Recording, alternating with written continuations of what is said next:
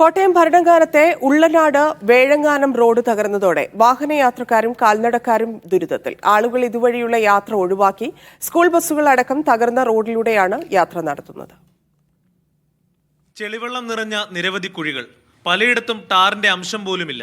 ഭരണങ്ങാനം ഉള്ളനാട് വേഴങ്ങാനം റോഡിന്റെ അവസ്ഥയാണിത്. ജില്ലാ പഞ്ചായത്ത് ഫണ്ട് ഉപയോഗിച്ച് 1 കിലോമീറ്ററോളം കഴിഞ്ഞ വർഷം ടാറിംഗ് നടത്തി. അതുമാത്രമാണ് സഞ്ചാരയോഗ്യമായുള്ളത്.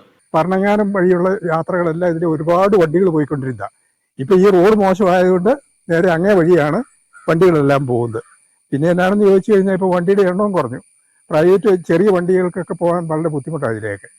എന്ന് പറഞ്ഞാൽ കാൽനട യാത്രകൾ പോലും പറ്റാത്ത ഒരു അവസ്ഥയിലാണ് ഇപ്പം നിൽക്കുന്നത്. ഒരു സ്വകാര്യ ബസ് മാത്രമാണ് ഇതുവഴി സർവീസ് നടത്തുന്നത്. റോഡിന്റെ മോശം അവസ്ഥ മൂലം ബസ് സർവീസും നിർത്താനൊരുങ്ങുകയാണ്. ഉള്ളനാട് CHSയിലേക്ക് പോകുന്നവരുടെ യാത്രയും തകർന്ന റോഡിലൂടെ തന്നെ. ഒത്തിരി കാലമായിട്ട് ഇങ്ങനെയാണോ കിടക്കുന്നത്. അപ്പൊ വണ്ടി ഇതിലോട്ട് ഓട്ടോ ഏത് വണ്ടി പോയാലും ഭയങ്കര പണിയാ വരുന്നത്. പണിയുന്നെല്ലാം ഒരേ വർക്ക്ഷോപ്പിൽ കൊടുക്കാനുള്ളതേ നേരമുള്ളൂ.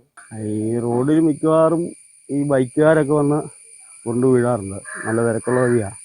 ഇത് പൊളിഞ്ഞു കിടക്കാൻ തുടങ്ങിയിട്ട് നാളുകളായി. റോഡ് പുനർനിർമ്മിക്കുന്നതിന് അടിയന്തര പ്രശ്നപരിഹാരമാണ് നാട്ടുകാരുടെ ആവശ്യം. മീഡിയ 1 കോട്ടയം.